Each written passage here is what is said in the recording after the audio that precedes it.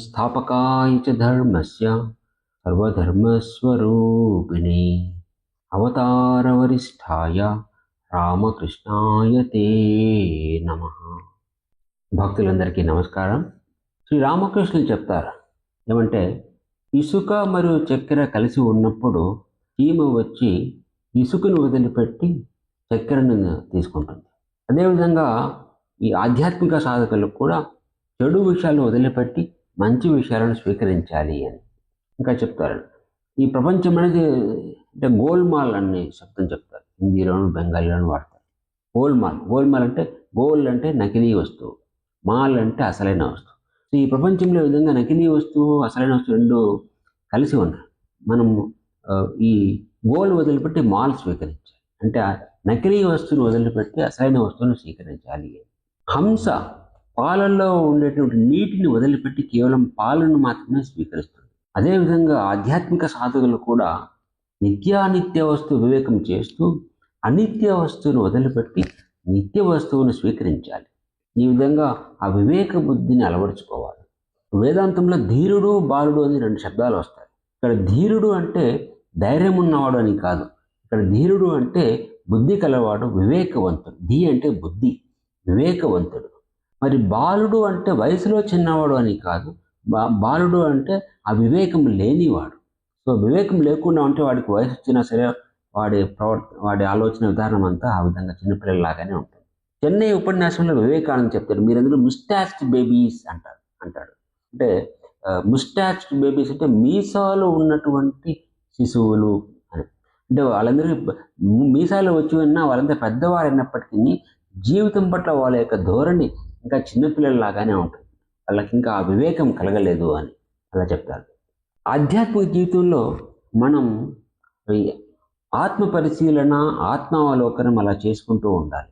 భగవద్గీతలో ఒక శ్లోకం వస్తుంది, ఇంద్రియార్థములందు వైరాగ్యము అహంకార రాహిత్యము ఇవి కలిగి ఉండి జన్మ మృత్యు జరా వ్యాధుల యందు దుఃఖ దోషాలను పదే పదే దర్శించడం.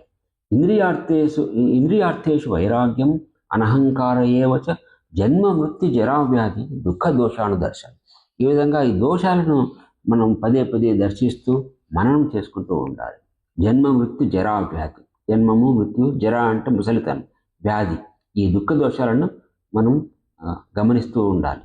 భజగోవిందంలో రెండు శ్లోకాలు వస్తాయి. ఏమంటే, కస్త్వం కోహం కుత ఆయాత కామే జనని కోమే తాత ఇది పరిభావయ సర్వమసారం విశ్వం త్యక్త్వా స్వప్న విచారం. అంటే నువ్వు ఎవరు, నేను ఎవరు, నేను ఎక్కడి నుండి వచ్చాను, నా తల్లి ఎవరు, నా తండ్రి ఎవరు, ఈ విధంగా ఆలోచిస్తూ ప్రతిదానిని సారహీనంగా చూస్తూ ఈ ప్రపంచాన్ని ఒక వట్టి కలలాగా వదిలివేయి అని చెప్తారు. ఇంకో శ్లోకం వస్తుంది, కాతే కాంతా కస్తే పుత్ర సంసారోయమతీవ విచిత్ర కశ్యత్వం కహ కుత ఆయాత తత్వం చింతయ తదిహ భ్రాత. అంటే నీ భార్య ఎవరు, నీ కుమారుడెవరు, ఈ సంసారం అనేది చాలా విచిత్రమైనది, నువ్వు ఎవరికి చెందినవాడివి, ఎక్కడి నుండి వచ్చావు సోదరా, ఈ విధంగా నువ్వు తత్వచింతన చెయ్యి అని స్వామి తురియానందజీ చెప్తారు. ఏమంటే ఆయన చెప్తాడు, the greatness of a monk is in proportion to the amount of self examination he has made. అంటే ఒక సన్యాసి యొక్క గొప్పతనం ఎంత ఉంటుందంటే అతడు ఎంతటి ఆత్మ పరిశీలన చేసి ఉన్నాడో అతడు అంతటి గొప్పదనాన్ని కలిగి ఉంటాడు అని చెప్పాడు తురియానందజీ. ఇక్కడ సన్యాసి అని ఉద్దేశించి చెప్పబడింది. అయితే ఇది ఆధ్యాత్మిక సాధకులు అందరికీ దీన్ని అనువర్తించుకోవచ్చు ఈ పాయింట్ అనుకుంటా. స్వామి బ్రహ్మానందజీ చెప్పారు, ప్రతిరోజు కొంత సమయాన్ని ఆత్మ విశ్లేషణ కొరకు కేటాయించండి.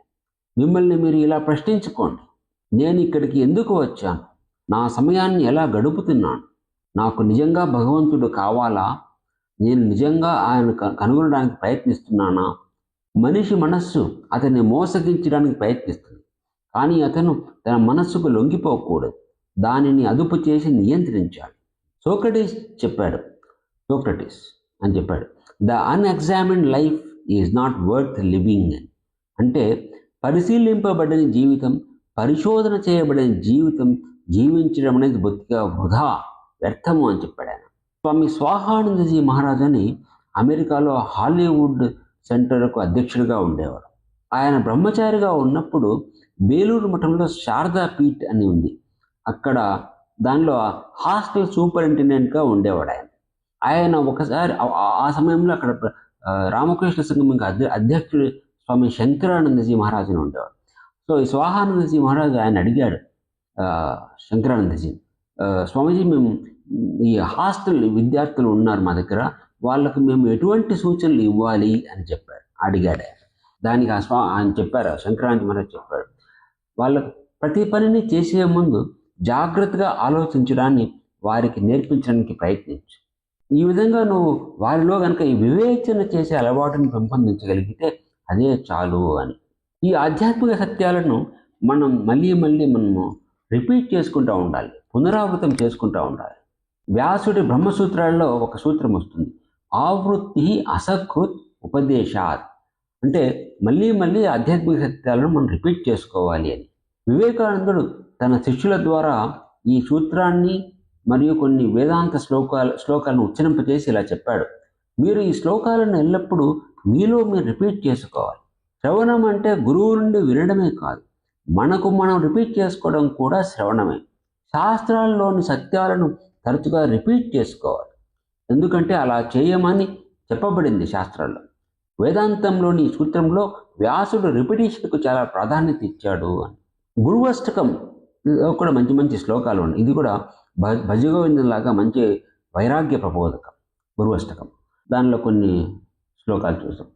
శరీరం స్వరూపం తథా వా కలత్ర యశశ్చారుచిత్రం ధనం మీరుతుల్యం గురోరంగ్రిపద్మి మనశ్చేన్నలగ్నం గురోరంగ్రిపద్మి మనశ్చేన్నలగ్నం తతః కిం తతః కిం తతః కిం తతః కిం.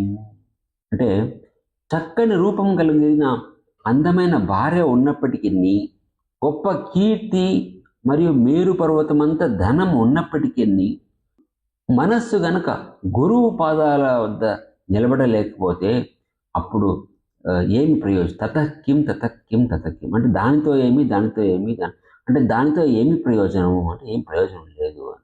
ఇంకో శ్లోకం, కలత్రం ధనం పుత్ర పౌత్రాది సర్వం గృహం బాంధవా సర్వమేతద్ధిజాతం గురోరంగ్రిపద్మి మనశ్చేన్నలగ్నం గురోరంగ్రిపద్మి మనశ్చేన్నలగ్నం తతః కిం తతః కిం తతః కిం తతః కిం. అంటే భార్య, సంపద, పుత్రులు, మనుమళ్ళు, మంచి ఇల్లు, బంధువులు ఉండి గొప్ప కుటుంబంలో పుట్టినప్పటికీ మనసు గనక గురువు పాదాల మీద నిలబడలేకపోతే అప్పుడు వాటితో ఏమి ప్రయోజనం, ఏమి లాభం అని. నెక్స్ట్ ఇంకోటి, షడంగాది వేదో ముఖే శాస్త్ర విద్య కవిత్వాది గద్యం సుపద్యం కరోతి గురోరంగ్రిపద్మి మనశ్చేన్నలగ్నం గురోరంగ్రిపద్మి మనశ్చేన్నలగ్నం తతః కిం తతః కిం తతః కిం తతః కిం. అంటే 4 వేదాలలోనూ 6 వేదాంగములలోనూ పారంగతుడు అయినా కానీ, గద్య పద్య రచనలో ప్రజ్ఞావంతుడైన కానీ గురువు పాదాల వద్ద మనసు నిలబడలేకపోతే అప్పుడు వాటితో ఏమి ప్రయోజనం, ఏమి లాభము, ఏమీ లేదు. ఇంకోటి, విదేశేషు మాన్యః స్వదేశేషు ధన్యః సదాచారవృత్తేషు మతో న చాన్యః గురోరంగ్రిపద్మి మనశ్చేన్నలగ్నం గురోరంఘ్రిపద్మి మనశ్చేన్నలగ్నం తతః కిం తతః కిం తతః కిం తతః కిం తతః కిం తతః కిం తతః కిం తతః కిం అంటే నాకు విదేశాలలో చాలా గౌరవం ఉన్నది, స్వదేశంలో ధర్మవంతునిగా పేరు ఉన్నది, సదాచార వృత్తులలో నన్ను మించిన వాడు లేడు, అయినప్పటికీ గురువు పాదాల వద్ద కనుక మనసు నిలబడకపోతే అప్పుడు వాటితో ఏమి ప్రయోజనము అని. ఈ విధంగా మంచి మంచి శ్లోకాలు ఉన్నాయి గురువష్టకంలో కూడా. గొంగలి పురుగు తన శరీరం నుండి దారాన్ని బయటకు తీసి తన గూటిలోనే తనను తాను బంధించుకుంటుంది.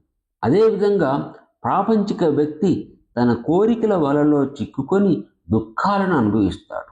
గొంగలి పురుగు గనుక అందమైన సీతాకోక చిలుకగా వృద్ధి చెందినప్పుడు అది గూటిని పగలగొట్టుకొని వెలుగును గాలిని ఆస్వాదిస్తూ స్వేచ్ఛగా బయటకు ఎగిరిపోతుంది. అదేవిధంగా ప్రాపంచిక వ్యక్తి వివేకము మరియు వైరాగ్యము అనే రెక్కలతో మాయా అనే వల నుండి బయటకు ఎగిరిపోగలడు. ఓం జననీం శారదాం దేవి రామకృష్ణం జగద్గురుం పాదపద్మే తయో శ్రిత్వా ప్రణమామి ముహుర్ముహుః.